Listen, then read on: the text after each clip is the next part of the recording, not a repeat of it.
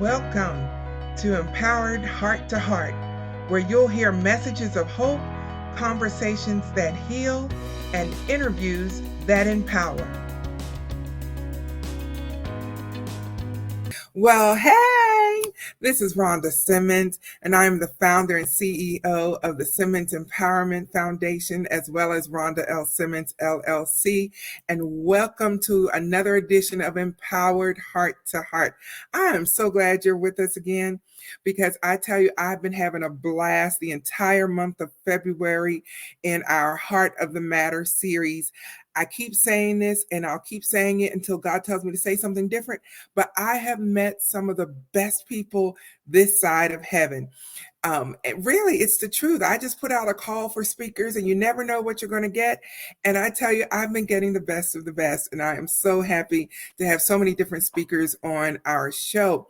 But before we go too far, if you're watching us on our YouTube channel by the same name, Empowered Heart to Heart, make sure that you like, comment, and share this video, as well as subscribe and click the notification button so that you'll be notified every single time I post a video to the channel, because I'm posting several times a week. I'm putting out some quality content that will change your life and, most importantly, change your mindset, because we like to provide holistic empowerment for women. You know how sometimes you can have everything going right in every area of your life except one. And so that's why we try to present a holistic approach to empowering women so that we can truly be at the top of our game in whatever capacity we're in. And that's why our tagline says that we all offer messages of hope, conversations that heal, and interviews that empower. And today is no exception. If you want to reach out to us on social media, make sure you do on Facebook, Instagram, Twitter, and the other one, LinkedIn. And our handle is TSEFIORG. That's the short version of the Simmons Empowerment Foundation Incorporated.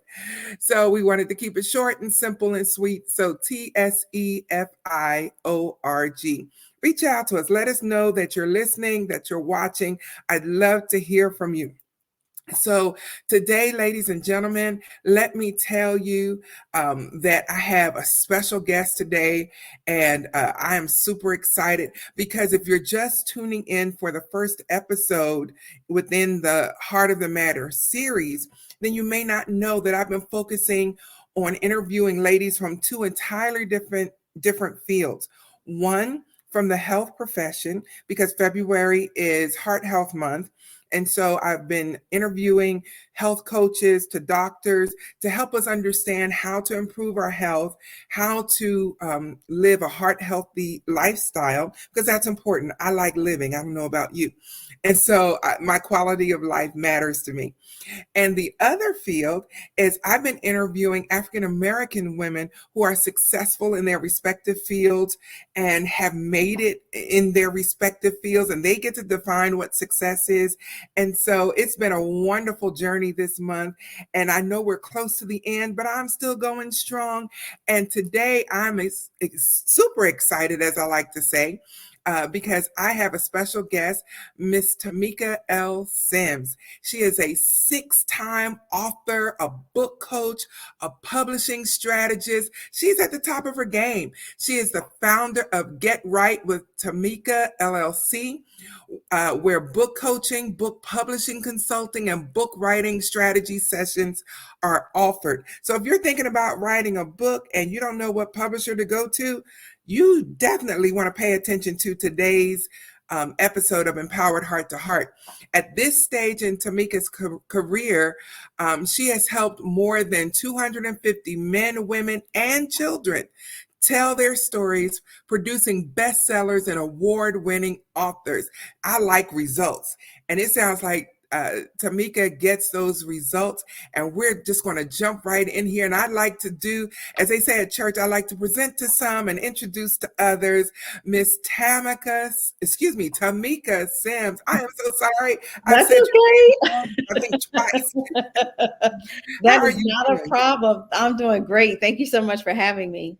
Yes, thank you for being on the show. I'm honored to be here interviewing you with all of your prestige and Oh, experience thank you. behind you. How did you get into all that you're doing? Not just book writing, but book coaching and writing coaching and publishing strategizing. How did you get into that? So I published first of all, Rhonda, thank you so much for having me on. I published my very first book in 2011, and that was 4 years after I had got out of a very abusive relationship. And I was in that relationship for almost 10 years. And so as I was going through my therapy, both individual as well as group therapy sessions, one of the things that I was encouraged to do was to journal my thoughts and my feelings. Now, if you know me, you know that I'm not the best with like daily devotionals, reading things in 30 days. So I didn't do a really good job of writing those thoughts down on a daily basis. But what I did do was take those journal writings and turn them into my first book. And so after about a year and a half to 2 years of really working on it, starting and stopping and dealing with the emotional pain that came with recounting my story, I finally published it in the book form. But what happened is that was 2011. So 2013, I started receiving all of these inquiries from people. I'm originally from South Carolina, so I live in Columbia. I lived in Columbia at the time. And I started getting all of these inquiries from individuals who had an interest in publishing a book. Now, I'm like, I've only published book number one. I have no idea about the publishing industry or what it entails. I just know my experience, but I just kept getting them at a pretty frequent basis. And so I just started praying and just asking God, is this something that I'm really supposed to step into? And as we can see, I've been in business 11 years this month. And so I believe the answer to that question was yes. A resounding yes. That is fantastic. Oh my Yeah. goodness. I love the fact that you just didn't do this on your own because it was Yes. a good idea or people came to you. I Hmm. love the fact that you sought God about it. Yeah. And I'm a Christian. Our podcast is Yeah. Christian unapologetically. And so Hmm. I love that that you acknowledged him in all your ways. And that's wonderful. And I do feel bad that you were in an abusive relationship. Yeah. No one deserves that. And wow. Okay. So I feel really led right now.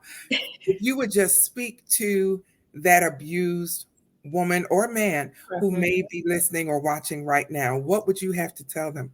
You know, one of the things that I learned coming out of that situation was you have to love yourself enough to go for it. That was something that came after my healing process because, of course, when I was going through it, as with anybody, especially when you're in the church, my abuser was a deacon in the church. And so spirituality and faith was at the core of our relationship. And I struggled with my faith after that. I didn't want anything to do with God. There was no praying, there was no reading of the scripture. So I had to find and be able to identify what the purpose in all of that pain was. And I really had to seek God in order for that, for me to get that level of revelation that I needed. And so that's what came to me. You have to love yourself to enough to go for it, because when you're in abusive relationships, your world is so wrapped up into the other person, pleasing them and making them happy and making sure that you're loving them enough so that, you know, there is no pain inflicted on you or no emotional abuse inflicted on you. But then there's also the understanding and the realization that there's only so much that you can do as an individual. And once that person crosses over into abusive, having an abusive personality, then at that point, that's when you have to love yourself enough to say, I am worthy of, this isn't love, right? This isn't the type of love that I want to receive. I am worthy of more, and I am choosing myself in this space. And so once people realize and accept that and come to that realization, and it's tough, I'm not going to act like this was something that happened for me overnight. It took me several years to get to the point of where I am today, even to be able to speak about it. But I'm grateful because one of the things that came out of it was I learned who Tamika was, and I learned my likes and dislikes, and I learned to be able to identify my own voice and not the voice of someone else telling me what was best for my life. And so, you know, reaching that point and loving yourself and just really puts you on the pathway to being the healthiest version of yourself. Wow, what an awesome, awesome testimony.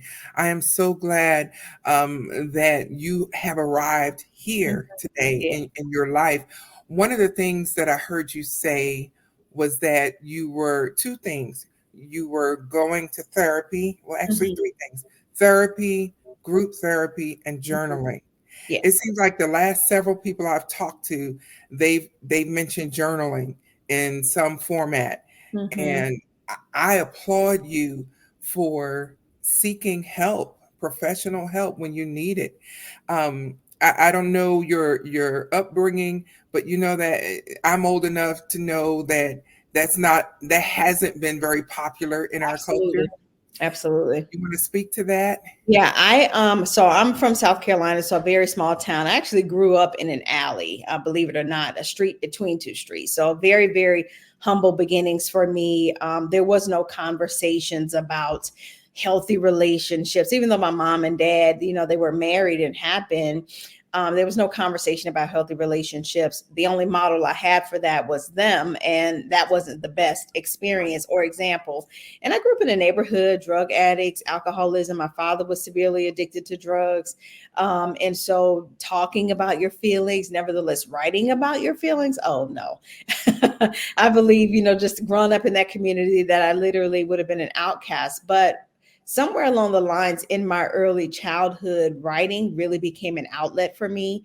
It's one of those things that's just kind of always been there. So I published poems in middle school, and my best friend and I had written a play, believe it or not, in like fourth or fifth grade or something like that. So writing had always been my healing creative outlet. So it wasn't a surprise when the therapist encouraged me to do that. It wasn't my plan, if that makes any sense. And so I just had to find my own way through that. Wow, that's amazing. That is amazing. We have so much in common Yeah. because writing has always been my thing as well, Yeah. and I just love it. And wow, that is so therapeutic. Yes. Do you still journal today? I do not. I do not. I know that Apple, like when I did a recent update on my phone, I think Apple has a journal app that comes with it now. So I have told myself that I'm going to look at that because maybe I can voice record it. I think that'll be a little bit easier for me. But And when I have a thriving book coaching business, so I'm always reading, always working on somebody's, content in their manuscripts. So I don't really have a lot of time for myself to actually journal and get into things that I need to do for me from that from that writing perspective. So that's the challenge right now. okay, so can you, without revealing trade secrets and the Yeah. secret sauce to your Yeah. business, what what is what is book coaching like? How do you go from point A to point Z?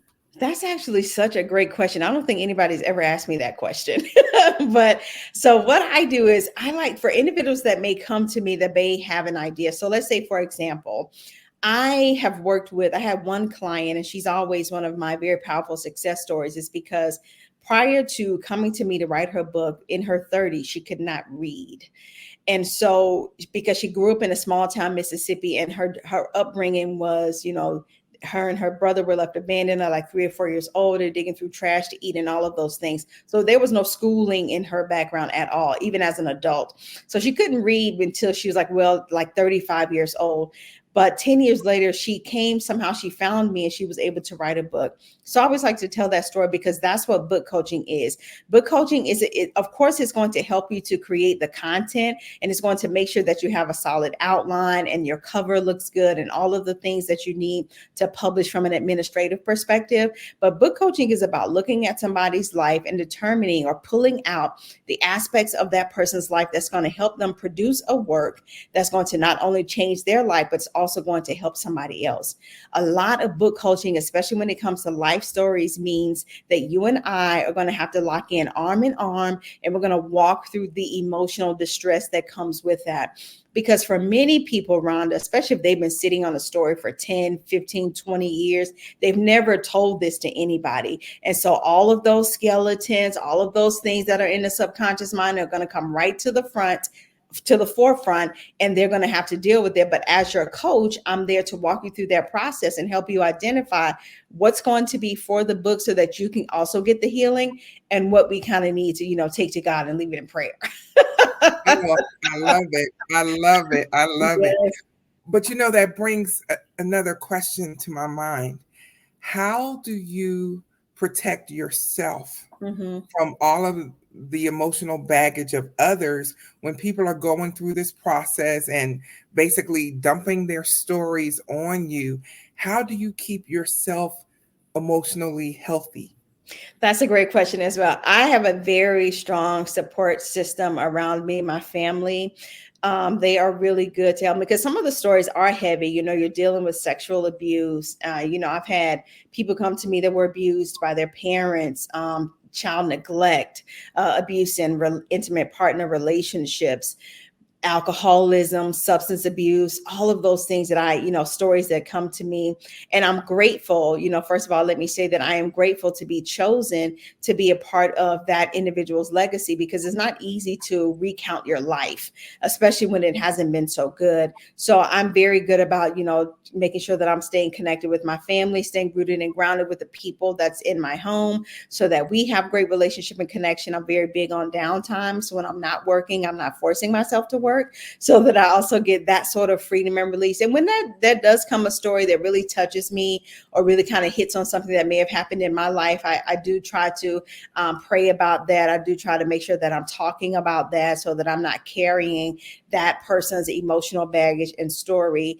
And sometimes I've had to do what I call like burning letters. So if I'll write something, how I'm feeling, or if it's connecting to an emotion for me, I'll take it, I'll write it out, get it all out, burn it, and then I never remember it again. So I'll do things like that as well to make sure that I am, emotionally okay and not carrying somebody else's baggage. Oh, that's wonderful. That's wonderful because we want you to be okay too. Absolutely.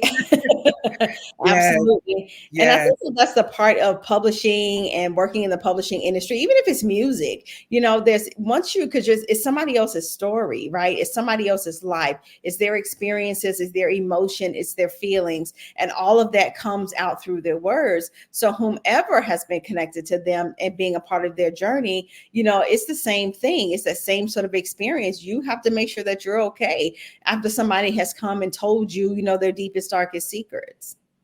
Absolutely. Absolutely. So, Tamika, how did you know when you were healed enough to help someone else? That is a great question. It was, I think it might have been after I went to court a few times after our relationship was over for restraining orders and, going through the family court system to make sure that was going to happen. So after I started doing that, because that happened right about the same time that I started therapy, it was when I believe I saw him in public and I did not feel any sort of nervousness or angst or anguish or anxiety. It was when I could recount my story without having the tears and the emotional sort of tugging on your heart that happens. Well, I realized, oh my gosh, I am healed from this situation. Now, that's not to say, Rhonda, that years later that certain reminders or things didn't resurface in my life, because they did. It's a lot of what I call unraveling the tape. So you have to unravel the tape as it comes up, but understanding that that's no longer your life, and whatever the healing mechanisms and measures that you put in place for yourself, then you still need to continue to use them, just because of the post-traumatic stress disorder and response that you can still have some years later. So that I'm constantly checking myself, because just last week I was talking to a mom whose 20-something-year-old daughter is currently in an abusive relationship. So I had to put myself back, because I was in my 20s when I met my abuser. So I put myself back in that place just to be able to relate to that mom who was concerned about what was happening to her daughter. So, there are going to be reminders and things throughout our life, but we just have to do what's important for us to be able to heal and make sure that we're moving on and not stuck in that place. Absolutely. Absolutely. I am just so proud of you. I know we just met, but I am so proud of you, because, yeah, it's one thing to get the help that you need. It's another thing to be healed from it. And then it's yet another thing to be able to turn around and help somebody, Yes. through Yeah, the pain and through the trauma of all that absolutely. they've been through. And in fact, you're helping so many people now. It's my understanding that you're currently working for yourself and have been for the Yes. past 7 years. Yep. That Yep. is wonderful. So what was the deciding factor to make you make the leap? You know what? So I had a very good job. I think we talked about, I worked in healthcare. I had an excellent job in healthcare. I have a bachelor's degree in information technology. So, I went to school, I have the education. So I was in the healthcare sort of IT field, quality control, data. And it was an amazing job. Let me go on record, because a lot of people leave and go into entrepreneurship because they hate their job. I love my job. I loved my job. My manager was great, great benefits, great money, all the things. But it was my clients. My client roster was so overwhelming. I had a waiting list. And so again, I go to God, and well, first I sought the advice of some trusted advisors that I had at the time who encouraged me not to take the move into entrepreneurship. But there was just something in my heart that was just saying, I hear what you're saying, and I appreciate your thoughts, but there's something deeper here. And so again, I prayed and I asked God, and I said, if this is for me, then give me a date. Give me a date of when I am to walk away from this job, and I will follow your instructions. And I did. That prayer was in September. I was given the date of April 1st. And so from September to like March 1st, I worked really, really, really hard to save, to have your 6 months nest egg, and to have your client roster, and to make sure all of your bills are caught up and everything is okay, so you'll be fine during the transition. So I had all of those things in place. March 1st, I walked into my manager's office and handed her my resignation letter. And April the 1st, I walked into full-time entrepreneurship. But that was really it for me. I prayed and I asked God specifically for an answer.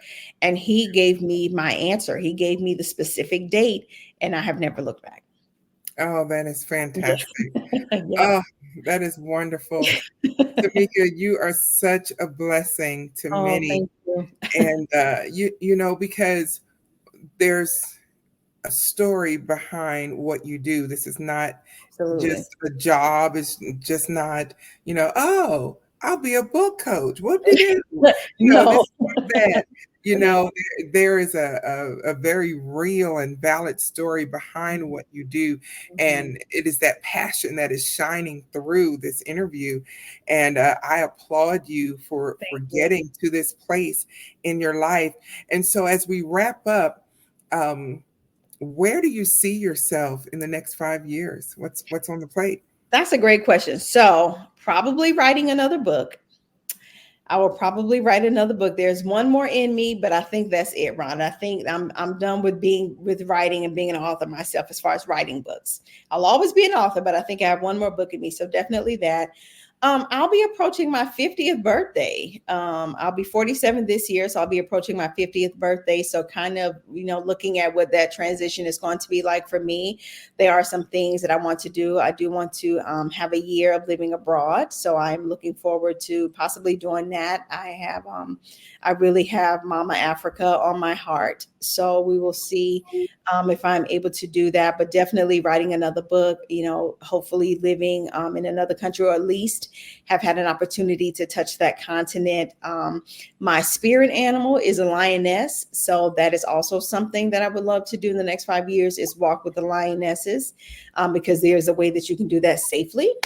So I think that's what it's going to be it for me. It's just really again, fully stepping into my power, fully embracing what it means to be the ink pen diva, continuing to be a model of, women's empowerment, women's entrepreneurship for ladies that, may be of a similar age to me, who may be in a space of transition. I moved from South Carolina to Las Vegas in my 40s. And so being able to just navigate and manage that transition to get to where I am today has been a blessing. So that's what I want to do, is just continue to allow my life to be an example for other women who may be connected to me. Yes, I'm loving it. I'm loving it. And speaking of your latest book, I see that you have written one called The Ink Pen Diva, The Truth Behind My Pen. All righty. And so I will put this in the description of the podcast. Thank you so much. Thank you. And so can you give us a summary of what the book is about? Absolutely. So it's the story that I didn't think I wanted to tell. After I wrote my first book of coming out of that abusive relationship, I'd written other books, but nothing personal about my life. And believe it or not, Rhonda, over the years, I had mastered being vulnerable without being transparent, if that makes any sense. Like I could walk you through a conversation where you think you know about me, but you don't by the end of the day, you know? And so that's not something that I am proud of, but I just mastered it because I had so many women connected to me, and I created women's empowerment movements that were born out of my trauma. And so that was, I believe that was also a trauma response, was I'm giving you just enough, but not too much. You know, I'm going to keep some to myself. But writing Ink Pen Diva forced me to be vulnerable. Like I cried ugly, big crocodile tears writing this book, because I'm like, this has been the most transparent, the most open, the most vulnerable I have ever been in my life. But I'm also telling my business journey, which is something I had never done before. People knew me for abuse. People knew me for being a survivor and a thriver and in the women's empowerment space. But my entrepreneurship story, for some reason, I thought I needed to keep that to myself. And I realized that I was mistaken with that. So that's what that book is about. It's about me building up that book publishing business, my journey to entrepreneurship. There's some life that's happening in there as well, but it's not a full-on transparent look at my life, but it's just that life happens when you're building a business. And when we see things on social media and on Instagram and Facebook, and everything looks so glamorous when it comes to entrepreneurship, but it's not. And so in this book, you get a real look behind the veil. That's why it's called The Truth Behind My Pen, is because I'm giving you that introspective look into who I am. Wow. I'm excited. I Thank am so you. excited. I really appreciate you being on our show today and sharing your heart and your vulnerability, which can be a very scary thing, because we do have a global audience, and people are downloading our podcasts all over the world and That's listening. amazing. Yeah, God is faithful. He's been very Yes. faithful to us. And so who knows who will be encouraged by your testimony and your story today. And I thank you for being on the show. Thank you. Thank you for having me.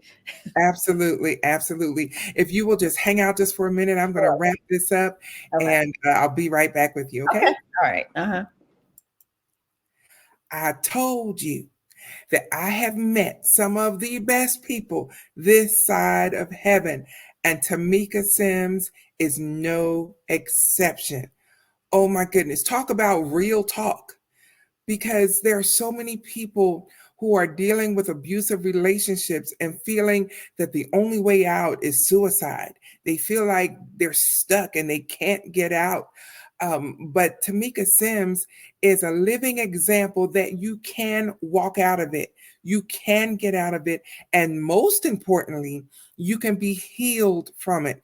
Because, you know, so many times, and I'm a witness of this too, so many times you can be in a bad situation that has a specific end date.